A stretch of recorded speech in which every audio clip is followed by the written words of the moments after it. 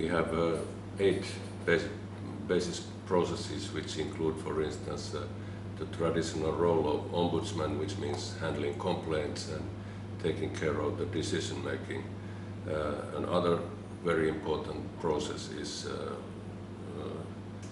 political advisor, so I visit, or some of my staff member, we visit about 30 to 40 times to the Finnish Parliament as for hearings as experts. We have powers to and process to inspect. We do a lot of inspections and very broad ones as well. Then we are the one who has to be heard in penal cases. So the Finnish prosecutors and the courts, when they deal with information crimes, they have to hear the Data Protection Ombudsman. Of course, we do a lot of education, consultancy work, and this kind of things. And the total number of registered cases in the year 2012 was about 3,400. So that keeps us busy. Of course, there is a daily management and this kind of administrative things, and of course planning all the time the future and being on time. That's a huge challenge for us.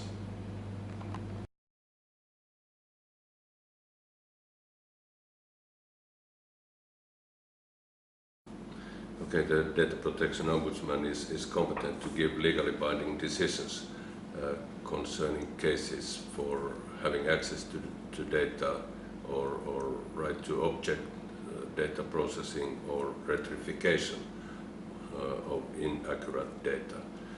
That kind of decisions I make about 300 a year, and they can be appealed all the way to the Supreme Administrative Court. Of course, finally, there is the European Court of Justice or the Court of Human Rights, depending on the case. The Ombudsman has also full inspection powers, which means I have access to all premises, including Secret Service people's homes, if they are data controllers, and everything between those two ends. Then we have power to have all the information we need for our law enforcement and decision making, but the only power we do not have is power to punish. So I cannot impose penal crimes, fines, but I can impose administrative fines. Now this is something we have to consider very carefully, because our judicial tradition means that this kind of competence to fine, it belongs to the courts, and therefore I do not have that power. And let's see now if this is something we have to reconsider now that we are preparing ourselves for the new European regulation. I think, generally speaking, these powers and competencies me and my office we have, they are completely sufficient, and there is no obstacles for us to do our work.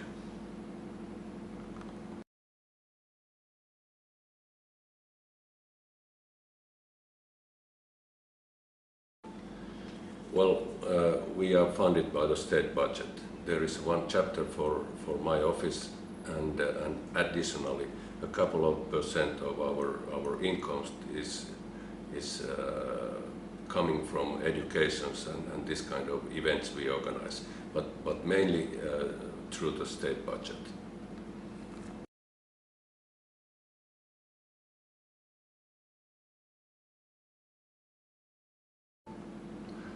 Well, if we think that data protection means informational self-determination, right of self-determination, we can notice that typical violations of data protection is that people do not know who is the data controller, who is processing their data. They cannot object data processing, or they do not have access to their own data, and so on. Of course, we have some penal cases too. There is about 200 court cases per year, and the number is rising not too rapidly but steadily. So data protection means communication between data controller and data subject. And to be honest, we coming from the north, we are not so good in communication on matters, so people simply do not know who is collecting their data. Now that we have a lot of data processing taking place in internet or internet-based services, that's a huge challenge, of course, and the reason for a lot of complaints.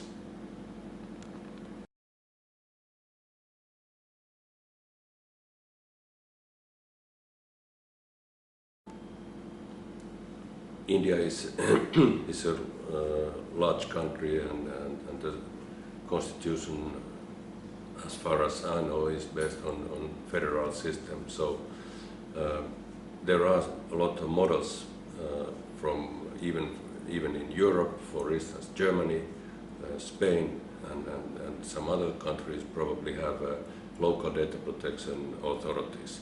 But what's for sure is that there has to be somebody who is on the top of the whole system. This Ombudsman model, which is a typical Scandinavian model, is one man's office model, which means that all the competencies and powers belong to one person. But we have also in Europe models where there are collective bodies, like 5 persons council for taking care of the data protection matters. And I think that India is so big, so huge, and the challenges are so huge that it would be wise to think about this multi-person model instead of one man's office.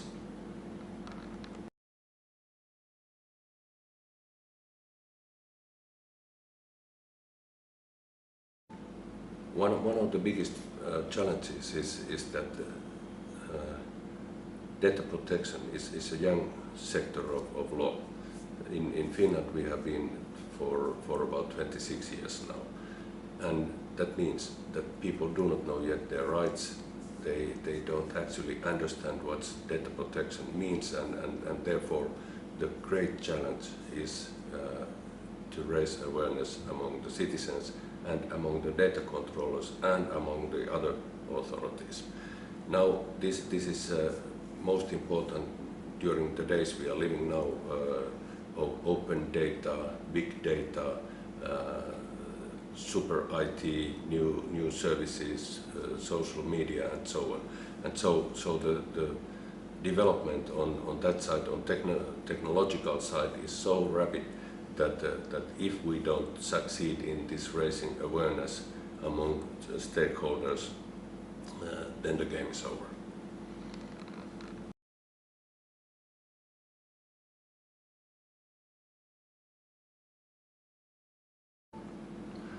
Well, if we think that data protection means informational self-determination, right of self-determination, we can notice that typical violations of data protection is that people do not know who is the data controller, who is processing their data. They cannot object data processing, or they do not have access to their own data, and so on. Of course, we have some penal cases too. There is about 200 court cases per year, and the number is rising not too rapidly but steadily. So data protection means communication between data controller and data subject. And to be honest, we coming from the north, we are not so good in communication on matters, so people simply do not know who is collecting their data. Now that we have a lot of data processing taking place in internet or internet-based services, that's a huge challenge, of course, and the reason for a lot of complaints.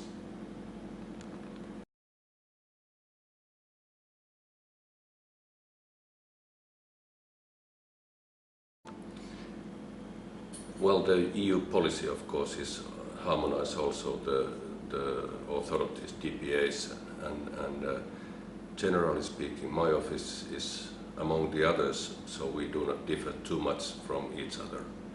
However, there is strategical choices all the directors has to make, and one typical question is, should we be preventive or regressive?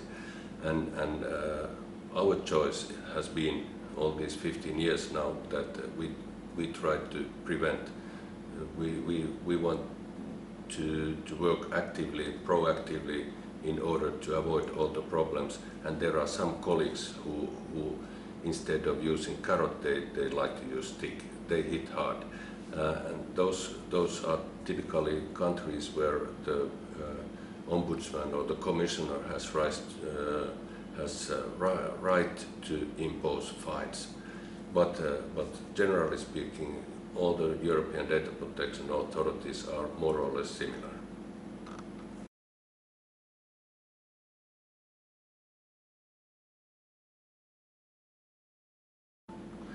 Well, I think that now the big challenge for India is to make up mind whether follow the APEC model or the European directive-based model. And I warmly recommend myself, of course, this European model, which means understanding data protection and privacy being two different things, two different faces of the same coin. Data protection means self-determination and similar rights, which means they has to be written down on the law. This kind of way of thinking that if it doesn't harm you, this is old-fashioned from European point of view, and I think you should have a written law emphasizing people's rights.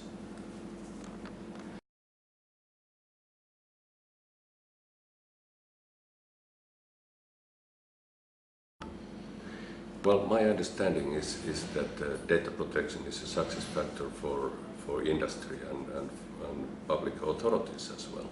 And that means that we should have a general law and then let all the flowers blossom, which means in addition to the general law, there is always room for self-regulation, which is absolutely needed always, but also for co-regulation.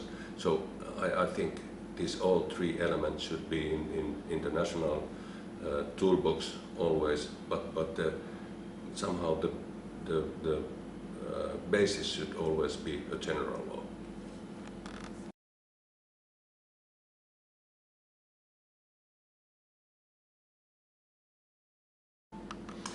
Well, at the first place, of course, the big idea seems to be that you and us, we should control the data controllers who transfer data to third countries or to cloud service or whatever nowadays. So keeping our eye on the data controllers and data transfers, which by the way means that there in the regulation there should be some kind of notification duty for the data controllers who are using this kind of cloud services or transferring data to the third countries. But then, globally speaking, this problem we have faced quite recently means that there should be a global treaty on data protection. Probably United Nations could be one good place to organize some kind of that kind of work. But